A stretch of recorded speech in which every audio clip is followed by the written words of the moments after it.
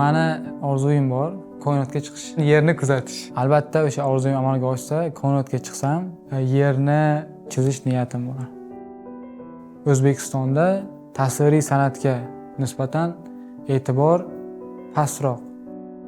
Men o'sha odamlarni rassomchilik haqidagi ma'lumotlarni sal o'zgartirish uchun harakat qilmoqdaman. Ba'zan shunaqa fikrlar bo'lib qoladi, bu rassomchilik tashlasammikan, bundan daromad kelmayapti, hech kimga foydasi bo'lmayapti. Lekin yo'q, o'sha ishni boshladingmi, o'sha ishni oxirigacha tugat, Rustam. Mehnat qil, oxiri natijasi bo'ladi baribir deb o'zimni majburlayman.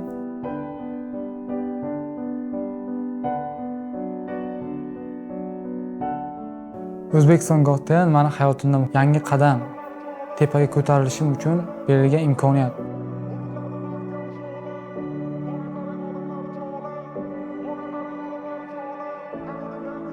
Sahnaga chiqishdan oldin hayajon bo'lmadi.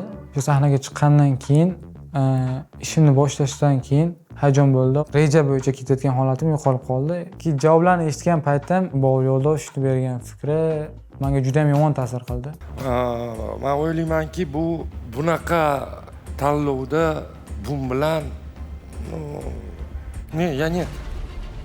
yo'q. Bu yerga hamma chiqishini tayyorlab keladi. Bironta muzikantni chiqarib, "Men senga shu muzikani aytaman, shuni chalib ber" demaydi-da. Lekin menga xato qarash bo'ldi. Meni ranjitgan narsa, onam telefon qilib, "O'g'lim, men senga ishonaman" deb yig'lagandilar menga. O'sha payt emotsiyalarga berilib, ko'zim yosh chiqib ketdi. Yutqazgan bo'lsangiz, keyingi safar yutishingiz mumkin. Katta bola nima yupatib o'tiribsizlar? 20 yoshli bola.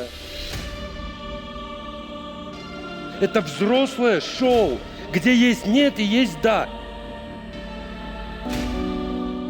Juda ham ko'p odam qo'llab-quvvatlayapti. Finalda yutishingiz ishonamiz degan gaplardan keyin menda qanaqadir uchqun paydo bo'ldi. Demak, meni chiqishim xalqqa yoqqan, men yutishim kerak degan fikr paydo bo'ldi. O'zim 5 ta so'z bilan ifodalaydigan bo'lsam, kam gap, chaqqon, kamtar, shoshqaloq va mehnatkash deylik. Rustambek Cho'liyev.